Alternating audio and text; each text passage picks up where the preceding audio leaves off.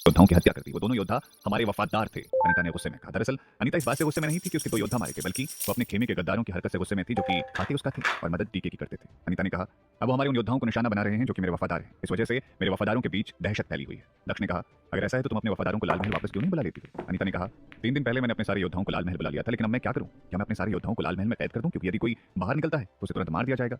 एक पल की चुप्पी के बाद अनीता ने कहा, मुझे लगता है कि कनक और बिल्लू के अलावा राघव भी यहाँ आ चुका है। केवल वही ऐसा योद्धा है जो कि ऐसी गुप्त तकनीक का इस्तेमाल कर हमला कर सकता है। अनीता को परेशान देखकर दक्ष ने कहा, लाल महल में बंद रहना कुएं के मेंढक के समान जिंदगी जीना है। मौका मिलते ही डीके तुम्हारी हत्या कर सकता है।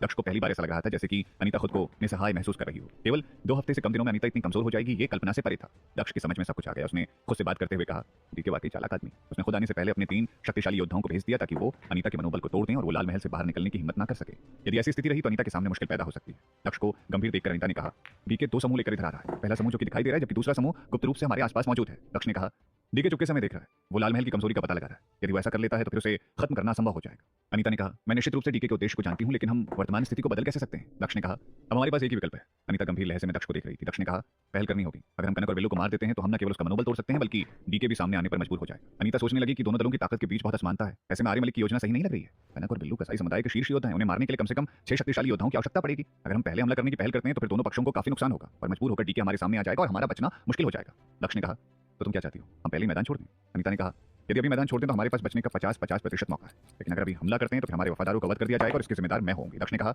यदि तुम पीछे हटती हो तो फिर तुम्हारी मौत सुनिश्चित है। डीके तुम्हें इतनी आसानी से जाने नहीं देगा। अनीता ने कहा, तो क्या हुआ? मैं ही मरूंगी ना, लेकिन मेरे साथी तो जीवित रहेंगे। यदि वो बच जाते हैं तो अनंत काल तक हमारा नाम कायम रख सकते हैं। दक्ष डीके से युद्ध करना चाहता था। वो अपनी मां के साथ हुए अत्याचार का बदला लेना चाहता था, इसलिए वो इस मौके को अपने हाथ से निकलने नहीं देना चाहता था। दक्ष ने कहा, क्या हम इस योजना पर एक बार अमल नहीं कर सकते हैं? शायद हमें इस स्थिति से निकलने का कोई रास्ता मिल जाए। अनीता अभी भी झिझक रही थी। उसने सोचा कि दक्ष का सुझाव बहुत जोखिमों से भरा हुआ है। तभी दरवाजे पर सफेद रोशनी हुई। अनीता फौरन खड़ी हो गई। उसने उस रोशनी से मिलने वाले आध्यात्मिक संकेतों का अध्ययन करना शुरू कर दिया।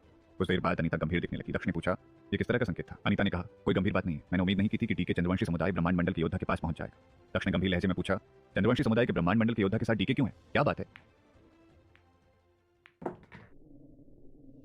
दक्ष ने अनीता को युवा तुर्क डीके द्वारा भेजे गए योद्धाओं की हत्या करने का सुझाव दिया और काफी समझाने के बाद भी अनीता अभी भी झिझक रही थी। उसने सोचा कि दक्ष का सुझाव बहुत जोखिमों से भरा हुआ है। तभी दरवाजे पर सफेद रोशनी दिखाई दी। अनीता ने उस रोशनी से मिलने वाले आध्यात्मिक संकेतों का अध्ययन करना शुरू कर दिया। इसके बाद दक्ष के पूछने पर अनीता ने बताया कि डीके चंद्रवंशी समुदाय के ब्रह्मांड मंडल के योद्धा के पास पहुंच गया है। अनीता की बात सुनकर दक्ष गंभीर था। अनीता ने दक्ष को गंभीरता से पूछा और कहा, तुम उसके लिए चिंतित क्यों लग रहे हो?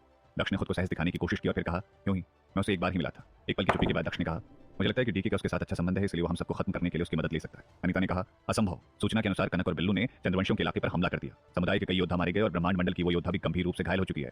कसाई समुदाय के योद्धाओं ने चंद्रवंशी समुदाय के ब्रह्मांड मंडल के योद्धा को घायल कर दिया। ये कैसे हो सकता है? ये कैसे संभव है? दक्ष के चेहरे का भाव बदल गया। वो परेशान दिख रहा था। बिना हिचकिचाहट के वो कमरे से बाहर निकलने लगा। ये देखकर अनीता हैरान थी। उसे भी यकीन नहीं हो रहा था कि आर्य मलिक क्या कर रहा है। अनीता दक्ष के पीछे पीछे आई और उसे रोकते हुए कहा, कहां जा रहे हो आर्य? दक्ष ने बिना पीछे मुड़े कहा, मुझे बाहर जाना है। अनीता समझ गई कि आर्य के बाहर जाने का संबंध प्रत्यक्ष रूप से चंद्रवंशी समुदाय के ब्रह्मांड मंडल के उस योद्धा से संबंधित है जिसका जिक्र अनीता ने अभी किया था। इसका साफ मतलब था कि आर्य मलिक का संबंध प्रत्यक्ष अथवा प्रत्यक्ष रूप से चंद्रवंशी समुदाय से।